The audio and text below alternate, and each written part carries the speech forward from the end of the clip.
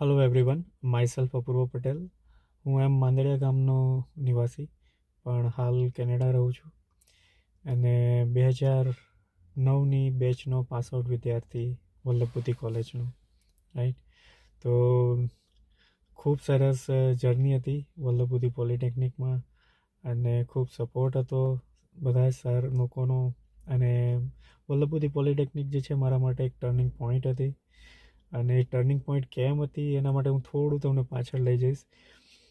હું વધારે સમય નહીં લઉં તમારો, મેક્સિમમ 5 મિનિટ્સ.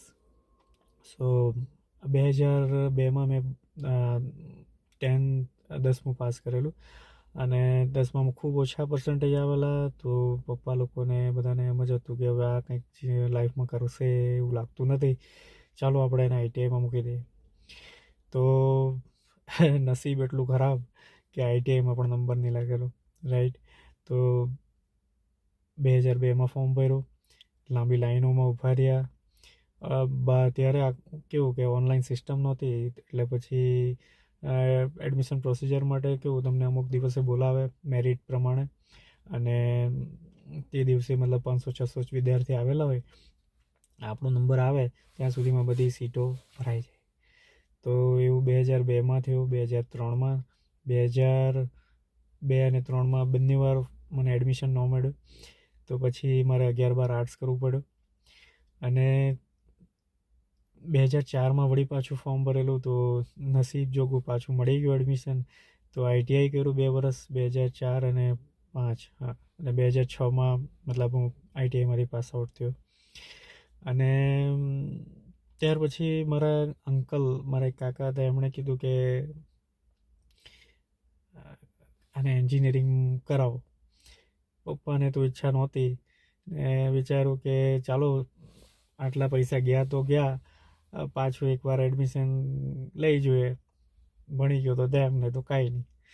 તો 2005માં કોલેજ ખુલેલી, અને 2006માં મેં એડમિશન લીધેલું.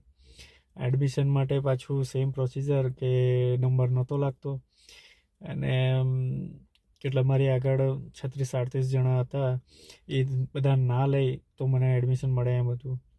તો વેઇટિંગમાં નંબર હતો બેઝિકલી. તો વેઇટિંગ ખબર નહીં પૂરું થઈ ગયું શું થયું, પણ મારું એડમિશન થઈ ગયું, રાઈટ. નસીબ જોગું એડમિશન થઈ ગયું. અને આઈટીઆઈના બેકગ્રાઉન્ડમાંથી આવેલા એટલે વળી પાછી સેમ લાઈફ, કોઈ મતલબ બિંદાસ લાઈફ, રાઈટ. તો મજા કરવાની, મૂવી જોવાના, રાઈટ, બંક મારવાનું.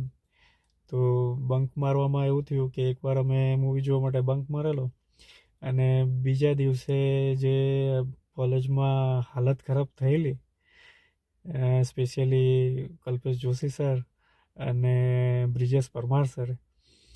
તો એ એક દિવસ જે છે મારી લાઈફનો ટર્નિંગ પોઈન્ટ હતો.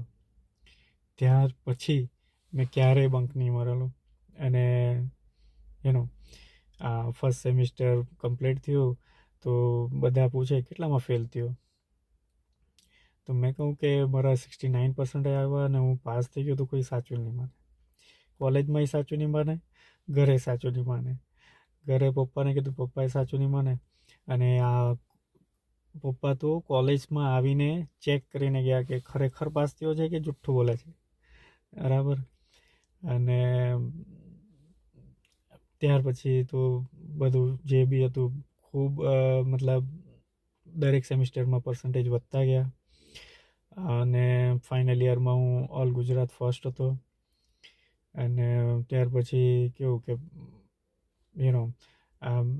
એડમિશન માટે તો કોઈ પ્રોબ્લેમ જ નહોતો, કે લાઈનમાં ઊભા રહેવાનું નહોતું એમ, કે આપણે જ્યાં ઊભા હતા ત્યાંથી લાઈન ચાલુ થતી હતી, રાઈટ.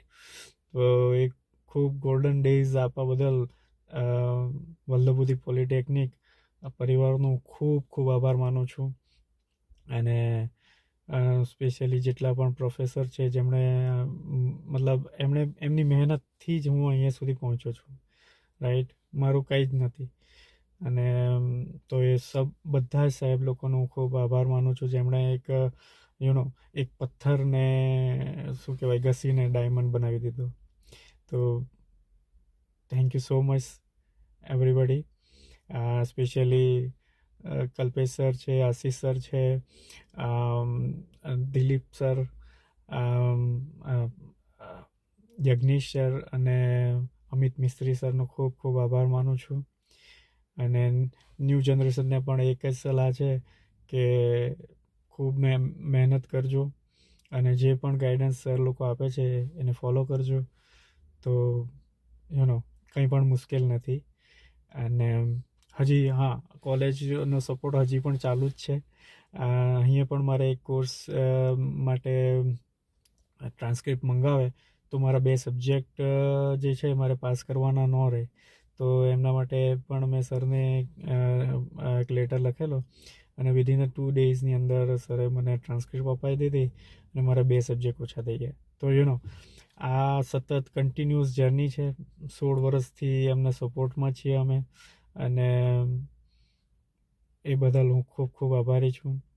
અને આજે આ મને સ્પીચ આપવાનો મોકો મળ્યો તે બદલ યજ્ઞેશ સર ખૂબ ખૂબ આભાર. Thank you so much. જય હિન્દ.